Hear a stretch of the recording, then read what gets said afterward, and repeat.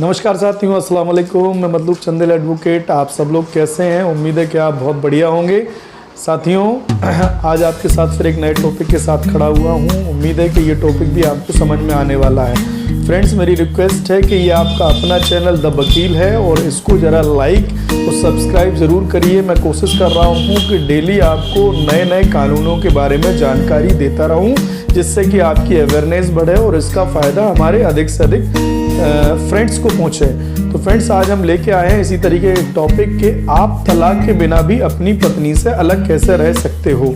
ये एक important ground है जिसको समझने की ज़रूरत है, क्योंकि मेरे पास कई लोगों ने फ़ोन किया हुआ है कि भाई कुछ ऐसा रास्ता बताएं कि हमारी पत्नी से नहीं बन रही है, दोनों लोग अलग अलग रह रहे हैं और हमको शादी को भी नहीं तोड़ना है बट अलग भी रहना है। तो जब इस तरीके की स्थिति आए कि आपको अलग पत्नी से रहना हो, शादी नहीं तोड़ना है, या पत्नी को पति से अलग रहना है, शादी को बरकरार रखना है, तो ऐसा कौन सा प्रोविज़न है आपको देता है?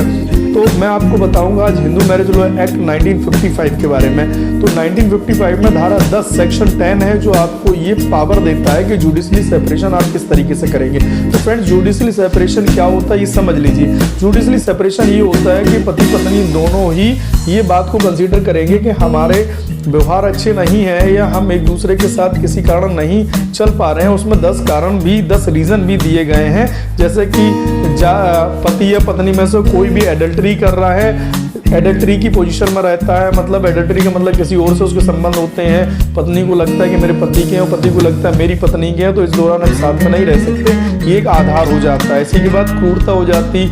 मान लीजिए पत्नी पति के साथ मारपीट कर रही है या पति पत्नी के साथ मारपीट कर रहा है, तो दोनों तरफ से क्रूरता की बात आती है। ये भी एक आधार होता है, जिस आधार के अंतर्गत आप दफ़ा 10 में सेक्शन 10 में हिंदू मैरिज लॉ एक्ट में आप फैमिली कोर्ट में जाकर मुकदमा दायर कर सकते हैं। तो ऑर्डर आपको मिलेगा। परित्याग कर देना, एक दूसरे का परित्याग कर देना, दूसरे के साथ मतलब एक तरीके से फिजिकल रिलेशन ना बनाना, साथ में न रहना, या रहना तो एक अच्छा व्यवहार ना करना, ये भी एक आधार हो सकता है। या पति और पत्नी में से दोनों में से कोई धर्म परिवर्तन कर लेता है। मान लीजिए पत्नी मुस्लिम बन जाती है या ईसाई बन जाती है, बुद्धिस्ट बन जाती है, या पति बन जाता है, तो इस बेस पे भी आप तलाक ले सकते हैं। ये आपके लिए ग्राउंड है। उसके बाद दोनों में से कोई अनसाउंड माइंड हो जाता है, मान लीजिए पागल हो जाता है, पति या पत्नी डिस्टर्ब हो जाते हैं मानसिक रूप से, तो आपके जो म्यूचुअल कंजुगल राइट्स हैं वो कहीं ना कहीं पर डाई होते हैं। तो ऐसी पोजीशन में दोनों लोग तलाक ले सकते हैं। ये एक बड़ा इंपॉर्टेंट ग्राउंड इसमें जुड़ा हुआ है।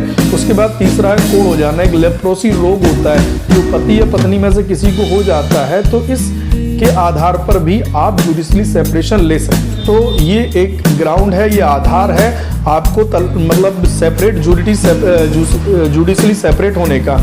इसके बाद में आपका यौन रोग, मान लीजिए किसी को वेटन डिजीज होती है, जो यौन संबंधी रोग होते हैं जो एक दूसरे को फैल जाते हैं।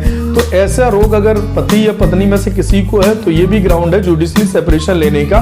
इस आधार पर भी आप जुडिशली सेपरेशन ले सकते हैं। मियाँ बीवी अलग हो सकते हैं। अलावा इसके मान लीजिए पत्नी या पति दोनों में से कोई संसार का त्याग कर देता। अक्सर देखा होगा हमारे समाज में, वो साधु बन गए, महात्मा बन गए, घर में नहीं आते, मंदिर में रहने लगे और पत्नी की जो जिम्मेदारियां वो नहीं निभा रहे हैं, या और भी रिलेशन जो पति पत्नी के बीच में होते हैं वो क्रिएट नहीं हो पा रहे हैं। तो ये भी अगर कोई, चाहे पत्नी संसार को त्यागने की बात करती है, सामाजिक जीवन त्यागने की बात करती है, पति त्यागने का बात करता है, तो ये भी एक ग्राउंड है जिस आधार पर आप डाइवोर्स लेके दोनों अलग हो सकते हैं। इसके अलावा अगर मान लीजिए हस्बैंड या वाइफ खत्म हो जाता है, कि ऐसे कभी मामले आपने सामाजिक रूप से ये देखे होंगे कि फला व्यक्ति आज 7-8 सालों से गायब है, उनका पता नहीं चल रहा है, तो ये क्या होता है, प्रकलित मृत्यु हो जाती है, प्रिजम्पशन डेथ इसको कहते हैं। तो ये अगर कोई व्यक्ति आपका हस्बैंड या आपकी पत्नी है जो कई सालों से, 10 साल से, जिसका कोई अता पता नहीं, मतलब आपको ये भी पता नहीं कि ये मर गए या जिंदा रहे हैं, मतलब अगर 7 साल ऐसी किसी आदमी को